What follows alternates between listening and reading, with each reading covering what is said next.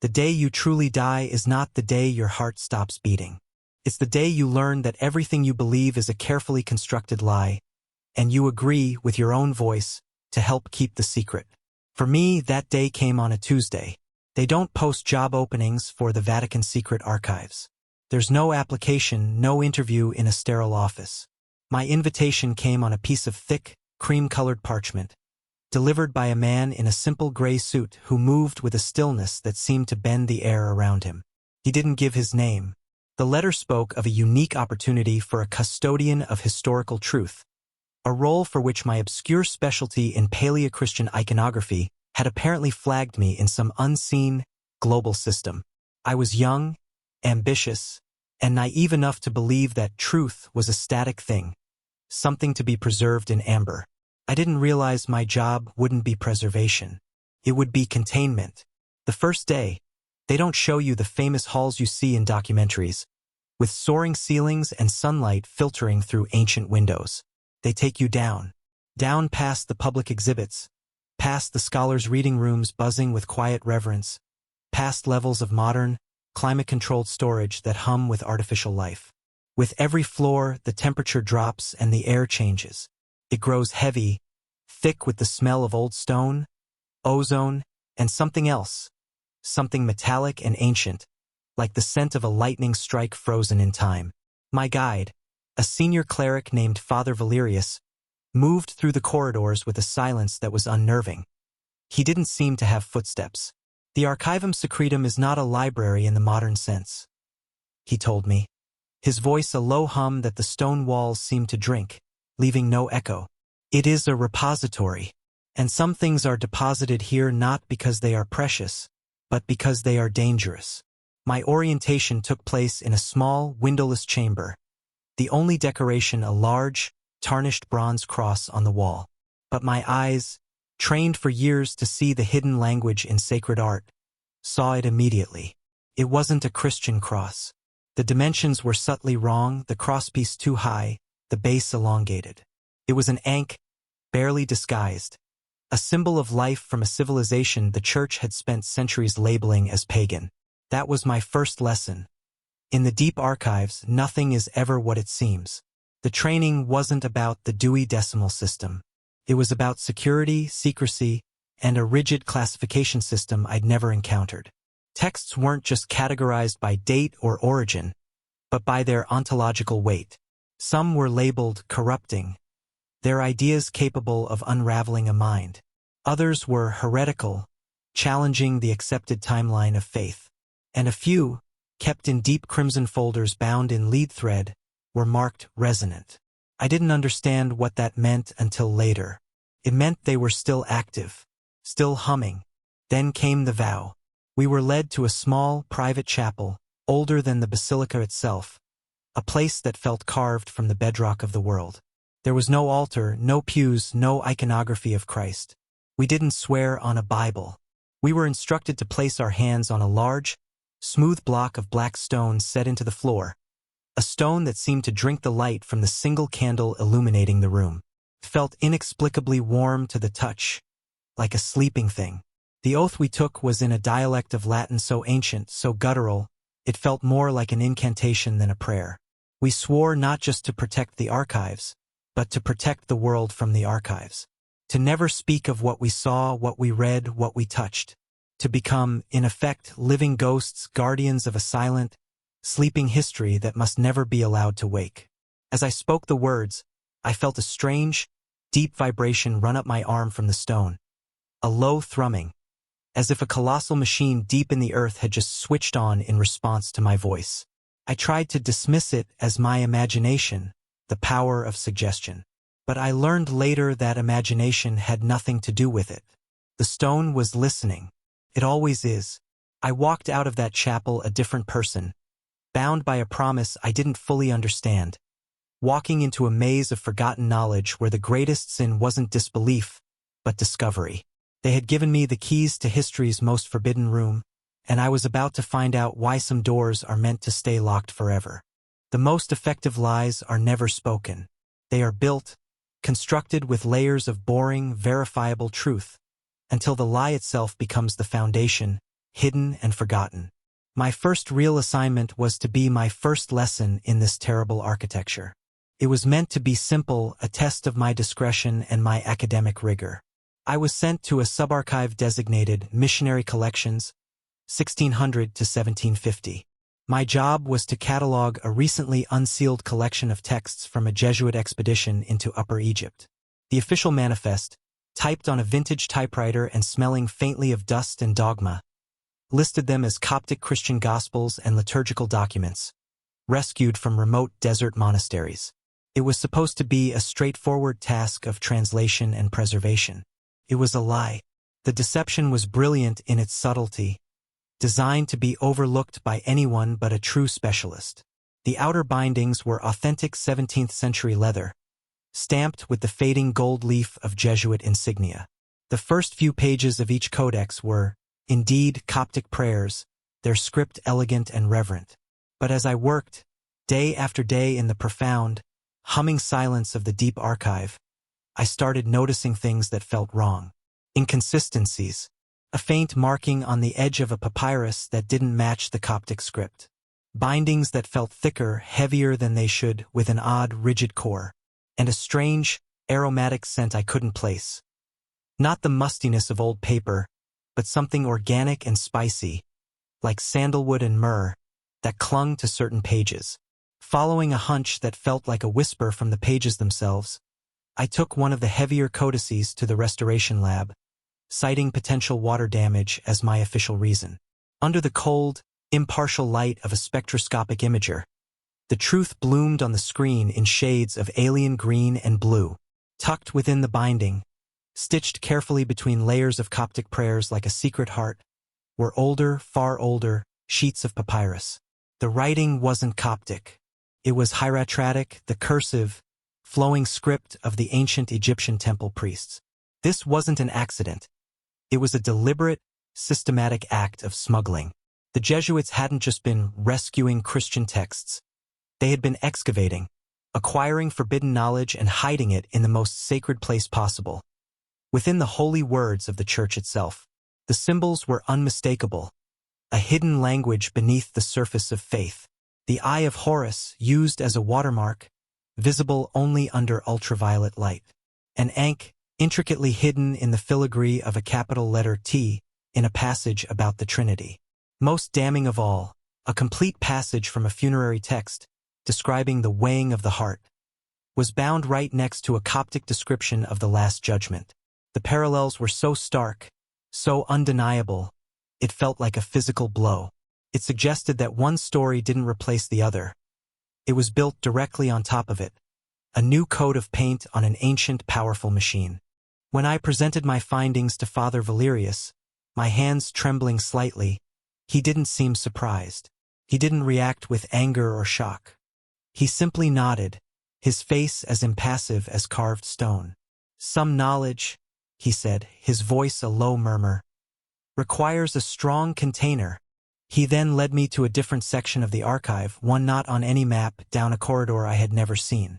We stopped before a single, seamless steel door, marked only with a catalog number that looked more like a chemical formula. Behind it was what he called the quarantine. This, he explained, was where the resonant texts were kept. These weren't just historical documents. The Church considered them to be active instruments. The air that bled from under the door was unnaturally cold and still, and he explained that every shelf inside was lined not with wood, but with solid lead. Most of the boxes were labeled with esoteric symbols, but one section was terrifyingly clear: Heliopolis, Karnak, Abydos. It was an entire library of Egyptian magic, meticulously collected, classified, and contained. And that is when he told me the truth, a truth far more terrifying than any demon or devil. The fear wasn't that the stories in these texts were false. The Vatican's deepest, most secret, and most profound fear was that they were true, that the spells, the chants, the geometric rituals, they weren't just primitive worship. They were a form of spiritual science, a technology for manipulating consciousness and reality itself. A power that, if ever released, would shatter the bedrock of global faith by revealing a truth the Church could not possibly afford to admit. that their miracles were not unique. They were a carefully curated, heavily edited, and fiercely guarded monopoly on a magic that was never, ever theirs to begin with. In a system built on absolute control, the most dangerous thing in the world is an accident. A mistake. A single, misfiled paper that sends a man to the wrong door at the wrong time. I used to believe in chaos, in the random, meaningless tumble of events. But after what I saw in the quarantine section, I now believe that some accidents are the universe's way of correcting a lie. And the lie I was living was about to be shattered. It happened because of a clerical error, a work order with a single transposed digit. The order was to transport an artifact for structural integrity analysis. A chilling euphemism for making sure the ancient power sealed inside wasn't eating through its container. But the number on my datapad led me not to a collection of papyri, but to a solitary, anonymous container in a section of the quarantine so restricted it was known only as the Silent Shelf. The seal on the case was ancient, a brittle wax stamped with a symbol that was neither cross nor ankh, but something impossibly older. And during the transfer, under the flickering, humming lights of the deep archive, the seal cracked. The corner of the heavy lid shifted, just for a moment. Just long enough. For 30 seconds, the world stopped. It wasn't a scroll. It wasn't a book. It was a set of thin, crystalline tablets, no thicker than glass, that seemed to absorb the light in the room, creating a patch of perfect darkness. Etched into their surface were symbols, but they weren't static. They were geometric patterns that shifted and reconfigured as I moved my head, flowing like liquid light trapped in crystal. It was only later, after months of frantic, secret research, cross-referencing my panic sketches with forbidden diagrams in other sealed texts, that I realized what I had seen. It was a fragment, a single, surviving page from the legendary Book of Thoth. And the Vatican's greatest secret was not that it existed, but what it was. It wasn't a spell book. It was a physics manual. The Church wants you to think of magic as a devil's parlor trick, a whispering of demons in the dark. What I saw on that tablet was something terrifyingly clean, terrifyingly rational. It was mathematics, sacred geometry, the source code of reality. The core concept, which I later pieced together from dozens of other suppressed texts, was that the universe did not begin with a big bang, but with a sound, a vibration, a single, perfect word spoken by a consciousness that was the universe itself. The ancient Egyptians believed that all of creation was a symphony of these primordial vibrations. Everything stone, water, light, life was a form of frozen music. And if you knew the notes, if you understood the acoustics, you could rearrange the song. This was the source of all Egyptian magic. Words weren't just labels. They were resonant frequencies. To know the Ren, the true name of something, wasn't a party trick. It was to know its fundamental, subatomic vibration. And if you could replicate that vibration through chanting, through focused intention, through rituals designed to amplify that frequency, you could command it. You could heal a body by restoring its harmonic balance. You could move stone by canceling out its vibrational inertia. You could, the text implied with chilling clarity, create life itself from the raw, humming potential of the universe. This wasn't about faith. It was about science, a unified field theory of the soul. And that is when I finally understood the Vatican's greatest, most unforgivable theft. They didn't destroy this knowledge. They stole it. They took this infinite, universal science, available to all life, and then they rebranded it, monopolized it, and sold it back to us in a diluted, controlled form. The Gospel of John. In the beginning was the Word, and the Word was with God, and the Word was God. That's a direct, plagiarized echo of Egyptian creation myths. The power of a priest's blessing, the use of Latin, a specific, unchanging dead language, to perform sacraments. It's a system built on the principle of resonant frequency, on the belief that certain words, spoken in a certain way, can alter reality. They took a universal birthright and turned it into a members-only miracle, performed by a select few who hold the keys. The Book of Thoth wasn't locked away because it was heresy. It was locked away because it was the owner's manual for the universe, and the Vatican couldn't let the world know that the book, and the power it described, never belonged to them. There are names in history that are not just names. They are echoes, viruses of thought that lie dormant in stone and papyrus for millennia, waiting for a curious mind to open the door and let them back into the world. In the Vatican secret archives, no name is more feared, more quarantined, than Akhenaten. Every archivist has a subject that obsesses them, a ghost that follows them down the long, silent corridors. Mine became the Amarna heresy. Officially, the Church's position on the pharaoh Akhenaten is one of cautious academic admiration. They present him as a fascinating proto-monotheist, a man who, through a stroke of flawed genius, glimpsed the truth of one god centuries before it was fully revealed. His story is taught as a beautiful, tragic stepping stone on the inevitable path to Christianity. But deep in the archives, in the letters and reports sealed with the wax of the Holy Office, the Vatican tells a very different story. They don't see Akhenaten as a saint. They see him as a warning, catastrophe. I was tasked with collating all archival references to Akhenaten and his city, supposedly for a new interfaith dialogue initiative. The real reason, I soon discovered, was to ensure all the dangerous material was properly accounted for and sealed away even deeper. The task granted me access to the restricted correspondence of Father Émile Gautier, a Jesuit archaeologist who was present at the first major European excavation of Amarna in the late 19th century. His public letters, published in reputable journals, speak of history and artifacts. His private, coded letters to his superiors in Rome, which I was the first to read in over a century, speak of pure, undiluted terror.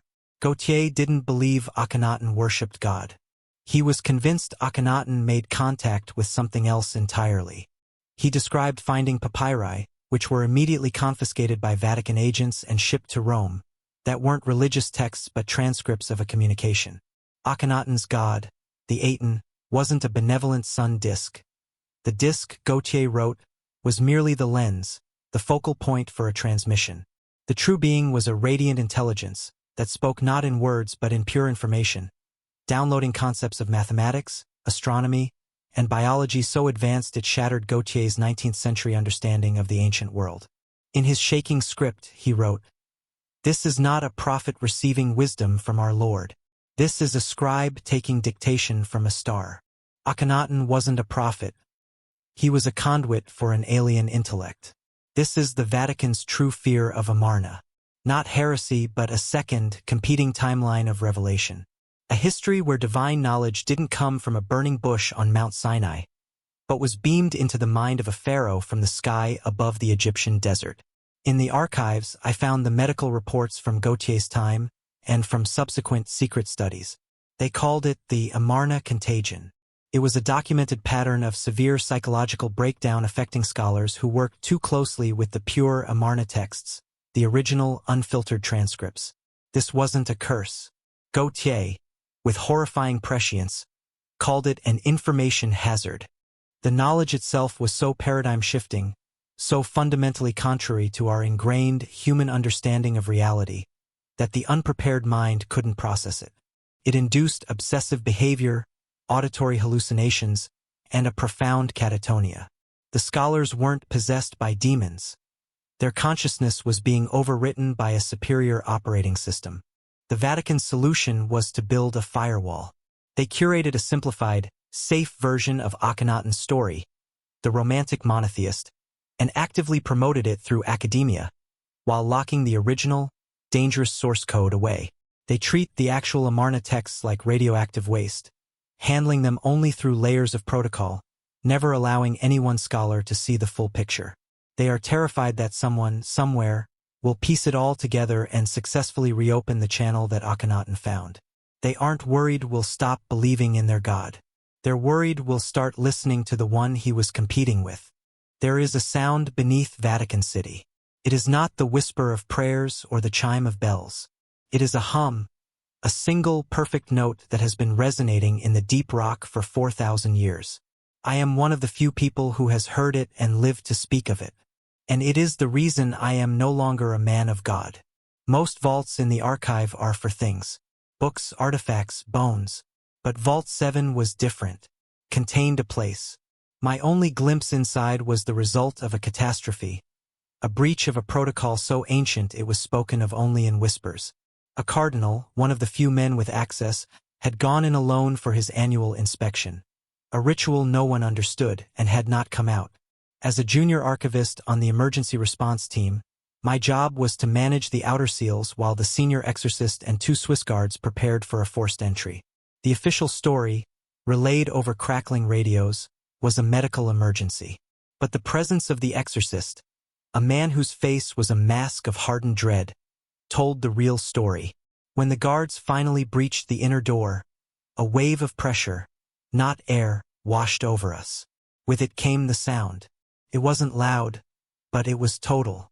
A low, continuous hum that you felt in your teeth, in the marrow of your bones. It was the sound of a universe breathing. It vibrated through the stone floor and up my spine, a note that seemed to hold the memory of stars being born. The guards faltered. The exorcist began chanting a quiet litany of protection, his knuckles white on his crucifix. The cardinal was on the floor, alive but gone. His body was limp, but his eyes were wide open, tracking complex geometric patterns across the ceiling that simply weren't there.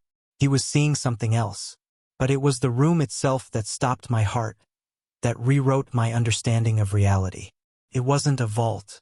It was a chamber, perfectly square, constructed from a seamless, polished black stone that seemed to drink the light from our torches. There were no shelves, no objects, no dust. Just geometry. The angles of the walls were subtly wrong, designed to create a nauseating optical illusion, a sense of infinite, impossible space within a finite room. And in the exact center of the chamber, hanging suspended in the air with no visible support, was a single solid object, a hieroglyph.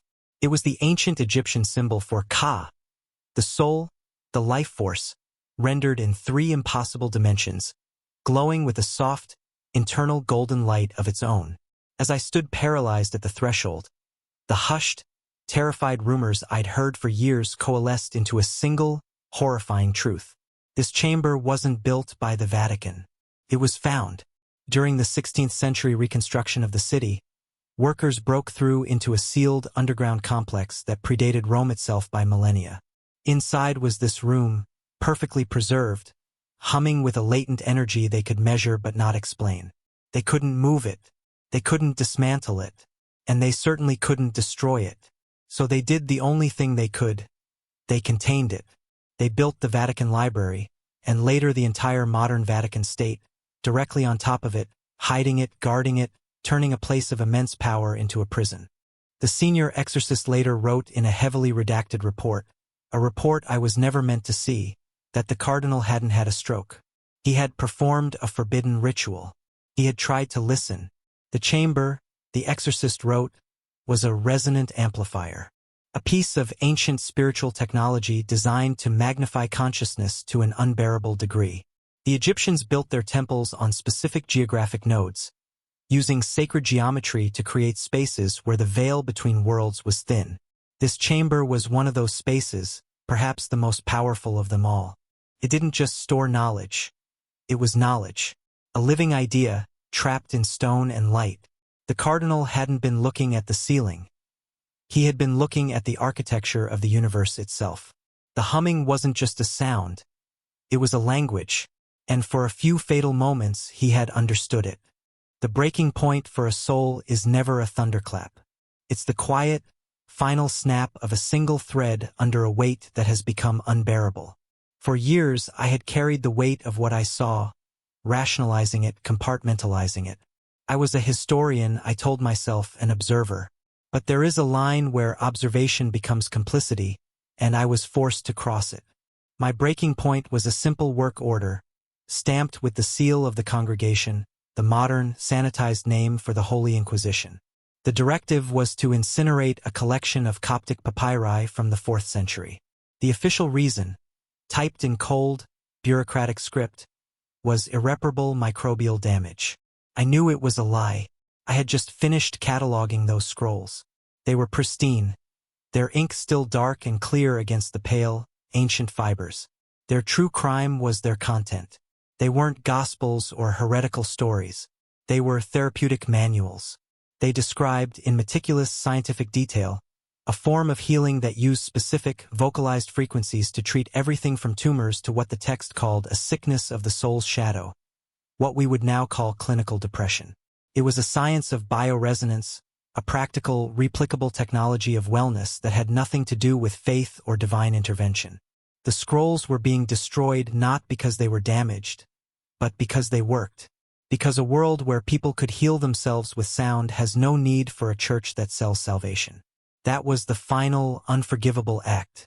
I realized I wasn't an archivist preserving history. I was a prison guard destroying it. My escape took 6 months to plan. You can't just walk out of the secret archives. Every page is tracked, every corridor monitored by systems both technological and, I suspect, something else entirely. But years of working in a prison teaches you the location of its blind spots.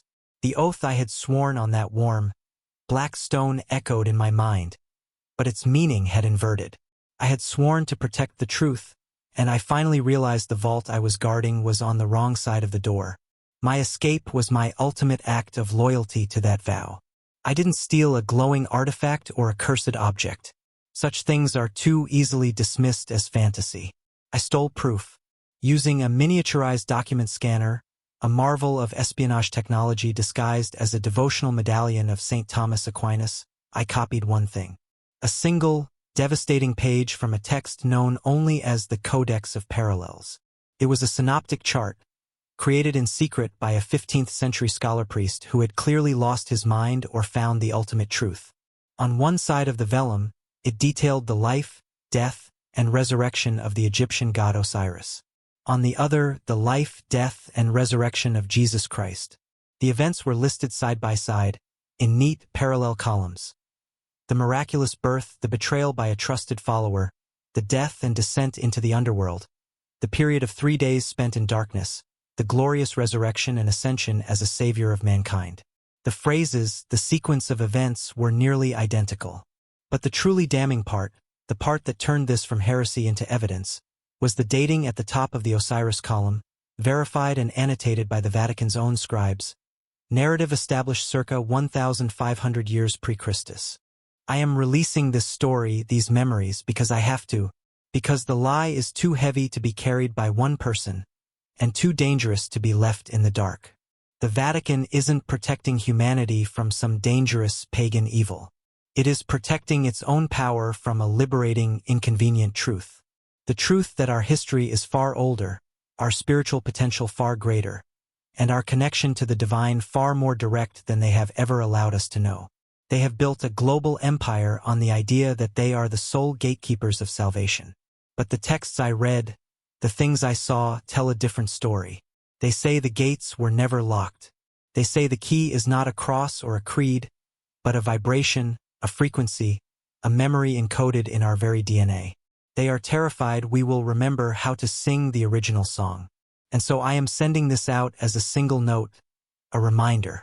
They buried the knowledge, but they couldn't kill it. The words are still alive, and they are waiting for you to speak them,